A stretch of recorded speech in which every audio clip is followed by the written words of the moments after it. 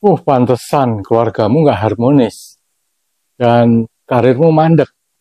Ternyata kamu belum pernah merasakan hidup di dimensi keempat. Mau tahu dimensi keempat itu apa? Ayo kita kupas. Hai sobat, semoga Anda selalu dalam lindungan Tuhan Yang Maha Esa, selalu sehat. Dan jumpa lagi dengan saya Peter Ingemar di channel Captain Peter. Saat ini kita akan membahas apa itu dimensi keempat dan apa gunanya untuk kita, untuk kehidupan kita. Seperti kita ketahui bahwa nyamuk, kupu-kupu, kemudian katak adalah makhluk yang pernah tinggal di beberapa alam, yaitu alam air, darat, dan udara. Tapi tahukah Anda bahwa manusia sebetulnya juga melalui beberapa fase dalam kehidupan ini? Dan fase itu saya sebut dimensi. Manusia untuk menjadi manusia yang utuh dan komplit memerlukan 4 fase dalam hidupnya. Kebanyakan manusia hanya sampai ke 3 fase dalam hidupnya, kemudian meninggal, tanpa pernah memasuki fase yang keempat. Nah, apa akibatnya kalau manusia hanya sampai ke 3 fase? Yaitu tidak harmonisnya keluarga, kemudian karir yang mandek, kehidupan sosial yang jelek, dan tidak mempunyai banyak teman. Itu adalah indikasi bahwa seseorang tidak pernah tinggal atau hidup di dalam fase keempat. Mari kita kupas satu persatu. Fase pertama itu apa sampai dengan fase keempat. Fase pertama, bentuknya adalah seperti garis. Dimensi tersebut dapat digambarkan sebagai garis. Nah, di sekolah dulu kita diajarkan bahwa garis itu adalah deretan dari titik-titik. Apakah betul demikian? Apabila garis itu deretan dari titik-titik, pertanyaannya, apakah di antara titik-titik tadi terdapat ruang atau jarak? Kalau tidak terdapat ruang, artinya garis sama dengan titik, di mana tidak benar. Namun apabila itu terdapat ruang, seberapa panjangkah atau seberapa besarkah jarak dari kedua titik tadi? Sehingga mungkin orang harus menjalannya beribu-ribu tahun, atau pendek sekali, tidak pernah ada ukurannya. Sehingga jawaban yang benar dalam dimensi pertama, yaitu garis, itu hanya ada dalam rasa kita. Sekali lagi rasa. Rasa beda dengan perasaan atau emosi. Rasa itu adalah kita bisa merasakan sesuatu. Merasakan tidak memakai otak, tapi memakai perasaan. Bukan perasaan emosi, sekali lagi. Jadi dimensi pertama itu hanya ada dalam rasa kita. Dan dimensi ini kita pernah tinggal dulu sebagai bayi yang baru saja lahir sampai beberapa hari, di mana di situ otak kita sama sekali belum berkembang. Kita belum mempunyai susunan saraf yang hidup, yang bersinergi atau bekerja sama, dikoordinasikan oleh otak. Jadi yang ada hanya rasa. Di situ yang ada hanya kesadaran, belum ada pikiran. Karena otak kita belum berkembang. Itu adalah dimensi yang pertama.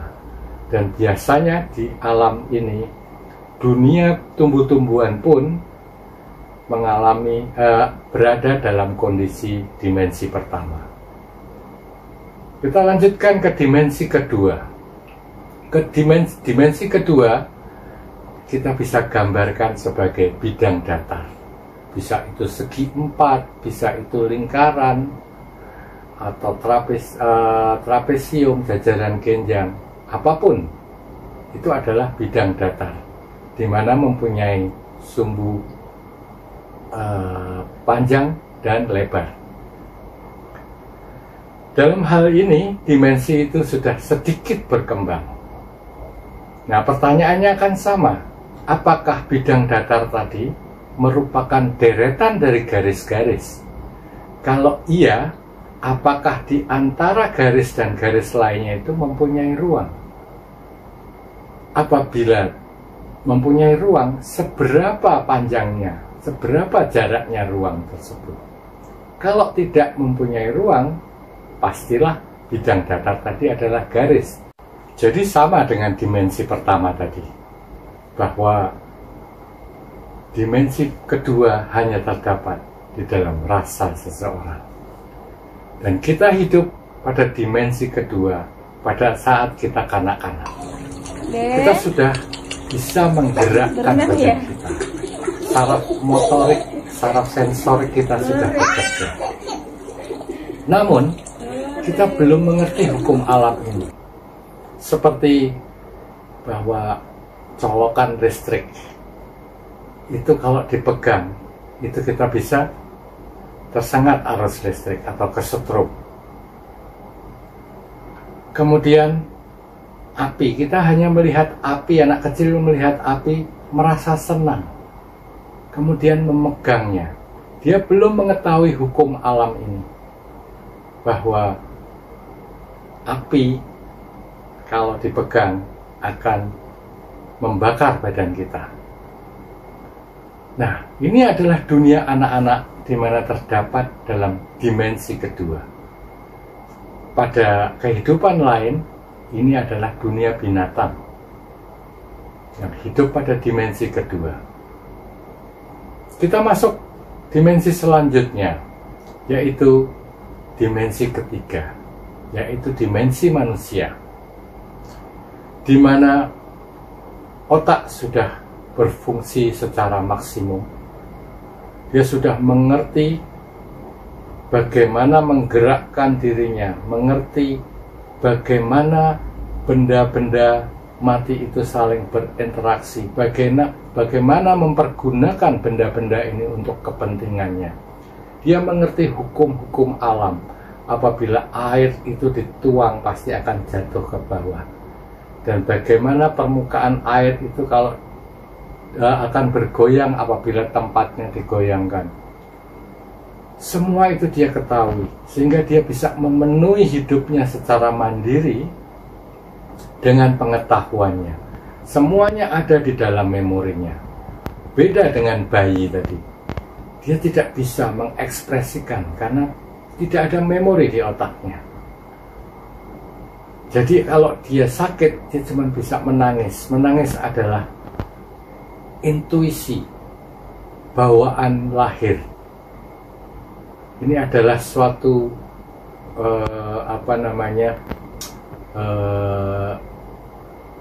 pikiran atau pikiran purba yang tertanam, yang terbawa bersama DNA kita. Nah, pada dimensi ketiga itu manusia sudah komplit. Artinya dia bisa hidup dengan mencari makan sendiri, memasaknya, kemudian memakannya. Dia tidak akan salah dalam mempergunakan benda-benda di sekelilingnya untuk kepentingannya. Namun, ini adalah fase pertama manusia. Untuk menjadi manusia yang komplit, manusia harus masuk dalam kehidupan dimensi keempat. Dimensi keempat adalah dimensi manusia, lanjutan dari dimensi ketiga, di mana orang sudah mengerti bagaimana mempergunakan benda mati, bagaimana hukum alam ini mengatur segalanya. Dimensi keempat adalah dimensi interaksi antara makhluk hidup. Apa bedanya interaksi dengan benda mati dan benda hidup? Benda hidup mempunyai rasa juga yang sama dengan orang yang mengajak berinteraksi. Dan untuk dapat masuk dalam dimensi atau hidup di dalam dimensi keempat, seseorang harus mengetahui emosinya. Ini adalah awal dari mempelajari untuk hidup di dimensi keempat. Pertama-tama orang harus mengerti mood, yang artinya suasana hati. Dalam suasana hati yang setiap saat berubah, tergantung dari suasana di sekitarnya, dari tercapainya keinginan-keinginannya, dari geseran-geseran yang terjadi dengan atau kondisi yang tercipta. Ini akan mempengaruhi mood seseorang yang berubah dari satu saat ke saat lain. Pada saat kita bad mood atau suasana hati yang jelek, maka sesuatu yang sebetulnya biasa-biasa saja, maksudnya interaksi yang biasa-biasa saja, dapat menyeret emosi seseorang. Misalnya emosi marah, jengkel, mudah kecewa, mudah patah arang. Itu adalah emosi-emosi yang sering timbul. Namun jarang sekali orang memperhatikan emosinya sendiri. Bagaimana rasanya marah? Yang pertama, dalam kondisi bad mood.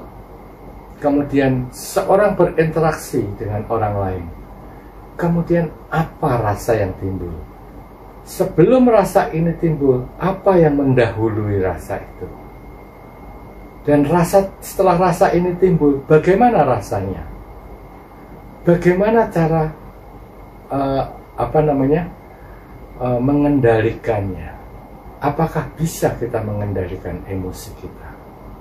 Dan kapan emosi ini hilang? Kemana emosi marah ini hilang? Jadi sesuatu yang timbul, dia pasti memerlukan suatu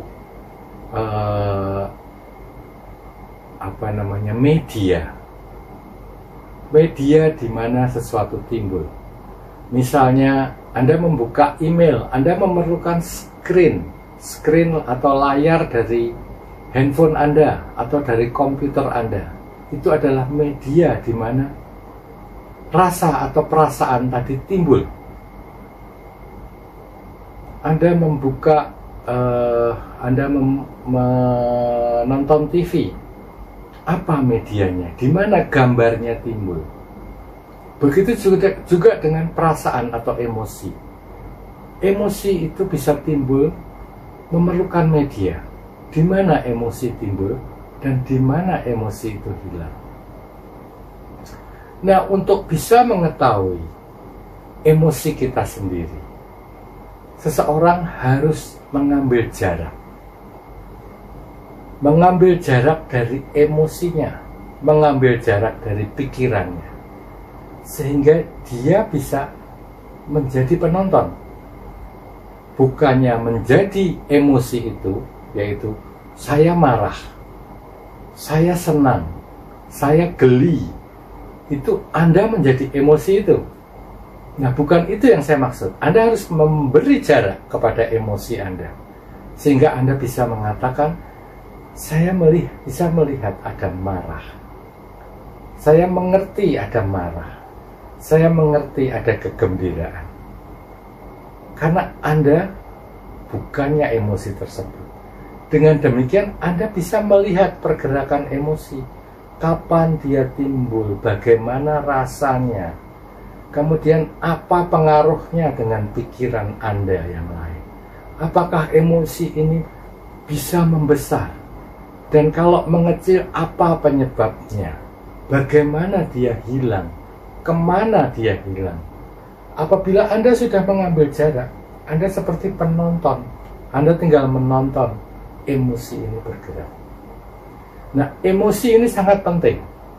Karena emosi adalah jawaban atas persepsi Anda atau pilihan atas persepsi Anda.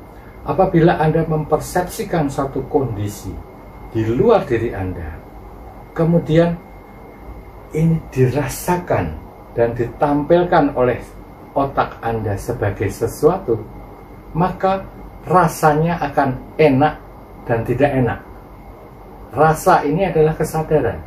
Kesadaran itu menilai sesuatu kondisi ini dari persepsi Anda adalah enak dan tidak enak. Kemudian Anda akan membuat reaksi. Apabila rasanya enak, Anda akan membuat reaksi menerima. Apabila rasanya tidak enak, maka reaksi yang Anda berikan adalah menolak. Nah, ini sudah jelas bahwa apapun yang Anda rasakan, sebelum Anda bereaksi dengan marah atau tertawa atau jengkel atau takut, ada sesuatu yang mendahului, yaitu apa? Rasa. Rasa dari persepsi Anda mengenai suatu kondisi. Rasanya enak atau tidak enak. Kemudian Anda mau menerima atau menolak. Barulah timbul emosi itu. Emosi timbul, di mana dia timbul? Apa layarnya? Apa media sehingga emosi timbul? Medianya betul sekali adalah kesadaran. Jadi kesadaran pada waktu kita bayi beberapa hari lahir, bayi yang baru lahir sampai beberapa hari, itu adalah media. Media dari yang media atau dasar dari diri kita yang akan kita bentuk. Itu adalah kesadaran yang menjadi dasar, yang nantinya akan melakukan aktivitas. Dan aktivitas itu adalah timbulnya pikiran, timbulnya perasaan. Semua pikiran, semua perasaan timbulnya adalah dalam kesadaran. Karena kita tidak akan tahu, tidak ada hal yang bisa ketahui di luar kesadaran kita.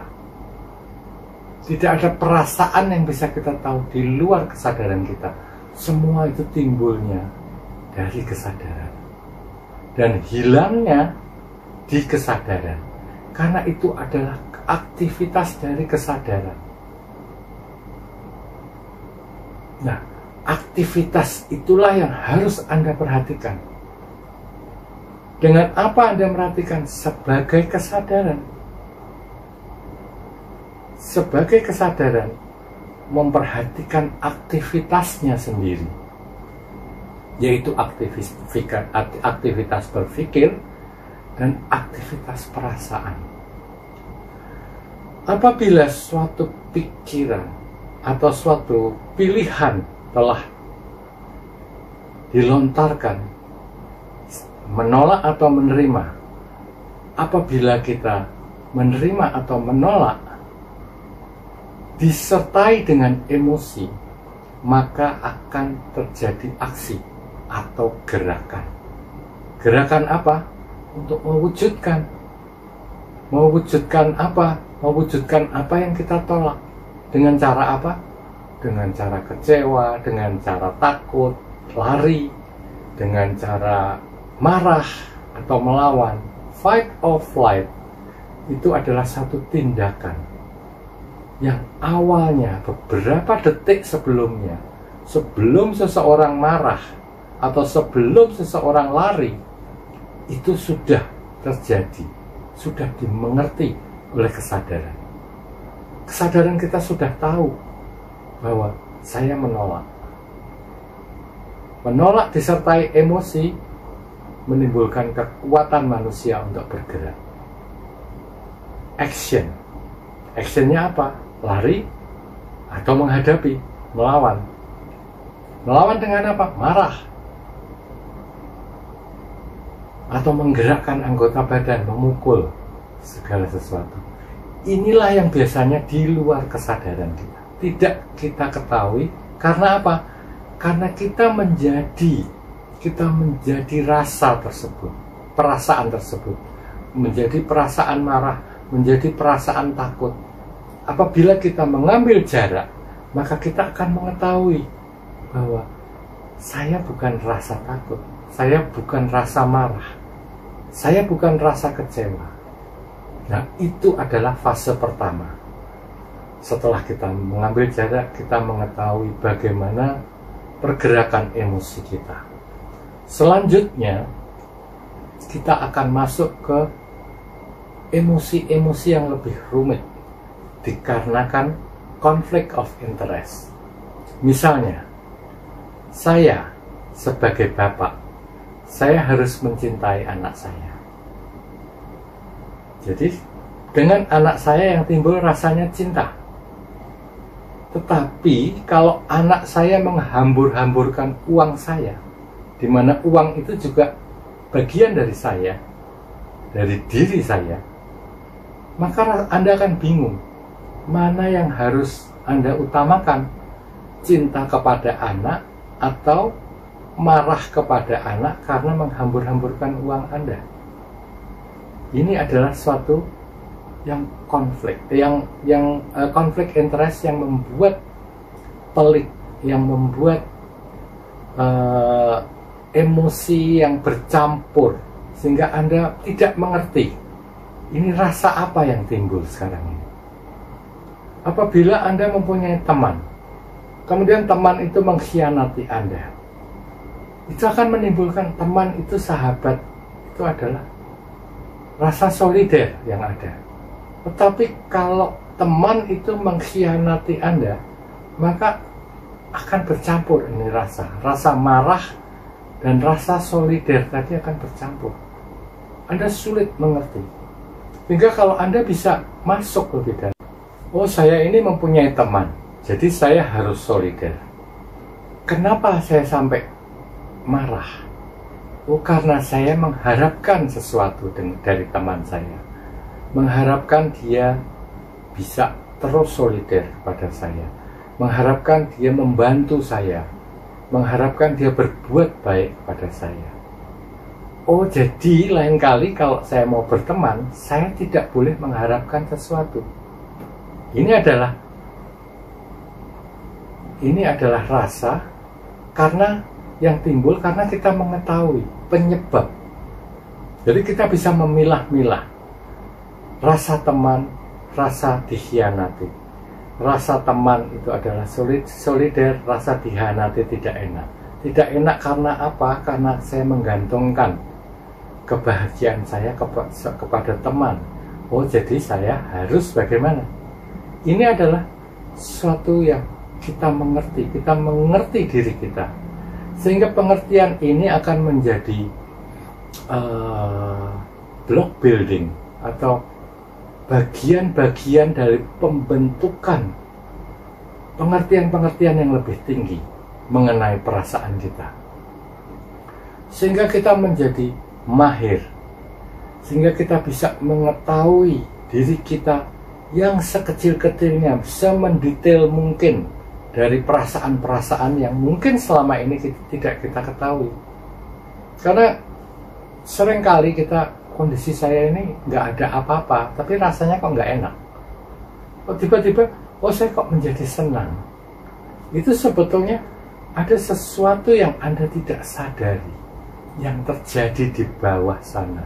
Hanya di kesadaran yang tidak Anda lihat. Yang kesadaran itu sendiri tidak melihat apa yang terjadi padanya.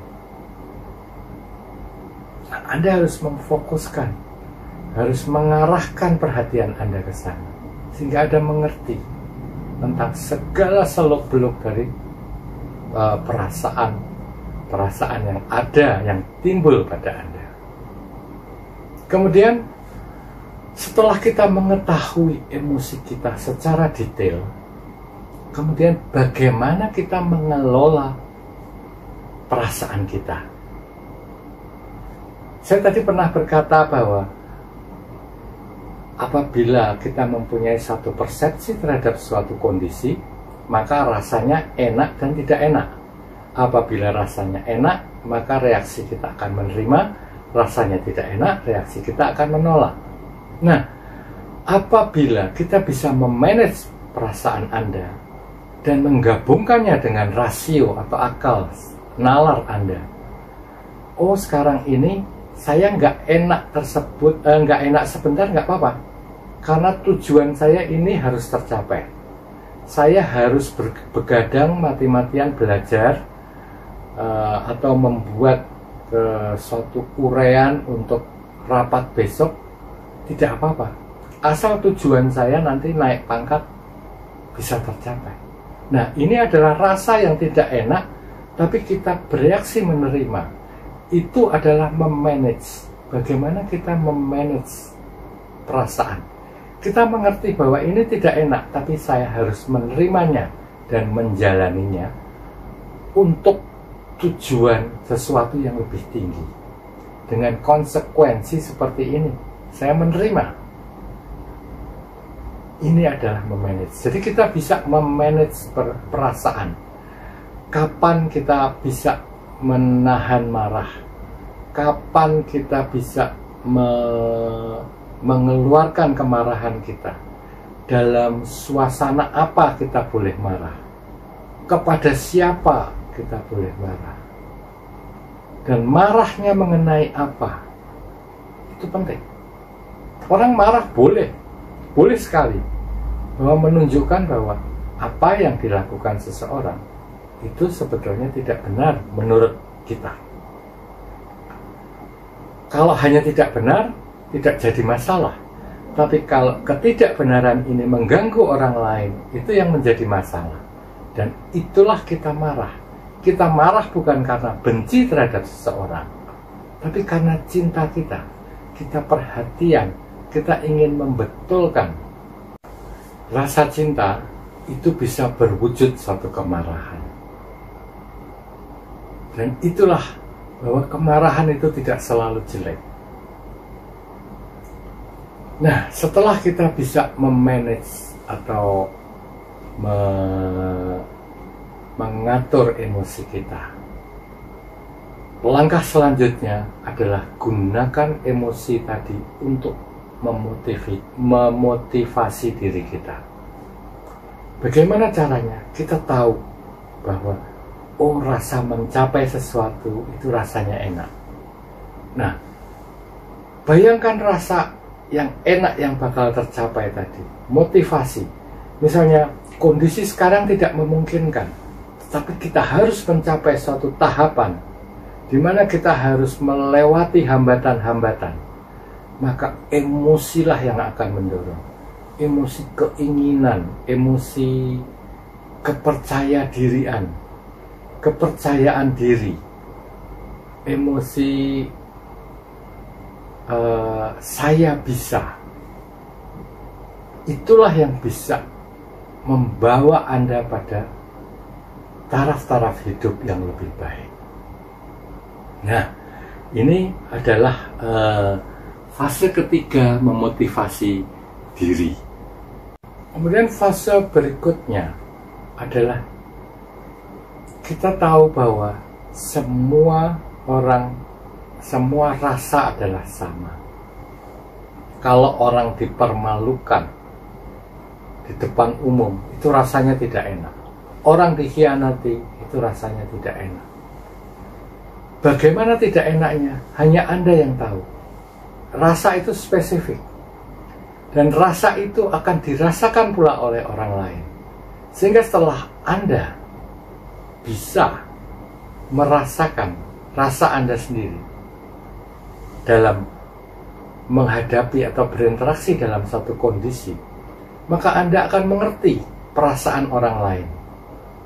Nah, setelah Anda mengerti perasaan diri dan bisa mengerti yang artinya Anda bisa merasakan rasa orang lain apabila menghadapi kondisi yang sama, maka Anda bisa menggunakannya untuk memotivasi orang. Anda bisa mempengaruhi orang melalui perasaannya. Nah, ini adalah mulai berkembang dari sesuatu yang dulunya untuk diri sendiri, kemudian interaksi dengan orang lain, dengan makhluk hidup lain. Karena rasa adalah sama. Anda mengerti rasa Anda bisa mengetahui rasa orang apabila menghadapi situasi yang sama. Nah, setelah Anda bisa memotivasi orang lain, kemudian dalam skop yang lebih besar, dalam kelompok kerja, suatu perusahaan, apabila Anda menjadi pimpinan, maka dengan mudah Anda bisa menggerakkan anak buah Anda, menggerakkan satu kelompok untuk mencapai satu tujuan dengan cara memegangi atau memainkan emosi mereka sehingga kinerja mereka tetap tinggi. Nah, ini adalah satu contoh untuk kebaikan, tapi seperti sebuah pisau. Sebuah pisau itu bisa Anda pergunakan untuk hal-hal yang berguna atau hal-hal yang merugikan orang lain. Untuk hal-hal yang berguna, satu pisau Anda pergunakan untuk masak, kemudian masakan Anda akan berguna untuk orang lain. Dan juga berguna untuk keluarga Anda apabila Anda jual untuk menghidupi keluarga. Tetapi pisau tersebut, pisau yang sama tersebut, bisa Anda pergunakan untuk merampok. Itu semua terserah Anda. Saya kembalikan. Saya hanya menunjukkan bahwa apabila Anda ingin membuat kehidupan Anda, terutama di lingkungan kecil, di keluarga Anda, di perusahaan Anda, kemudian lebih besar di masyarakat Anda, kemudian lebih besar lagi di negara atau sebagai penduduk dunia, Anda mau tidak mau harus hidup di dimensi keempat, yaitu mengerti bagaimana menggunakan emosi Anda, bagaimana mengerti emosi Anda, bagaimana mengerti emosi orang lain, sehingga Anda dapat berinteraksi dengan benar. Nah, dengan tools inilah manusia menjadi komplit dalam berhubungan dengan benda mati. Dia mengerti semua hukum-hukum alam dalam memanage benda mati, dan dia juga mengerti memanage makhluk hidup dengan cara berinteraksi secara emosional. Nah, inilah apa yang dapat saya berikan malam ini. Semoga bermanfaat bagi Anda semua, dan saya mengharap Anda memberikan masukan atau interaksi dari Anda berupa saran-saran atau pertanyaan-pertanyaan yang pasti akan segera saya jawab. Terima kasih, sampai ketemu di lain kesempatan. Salam.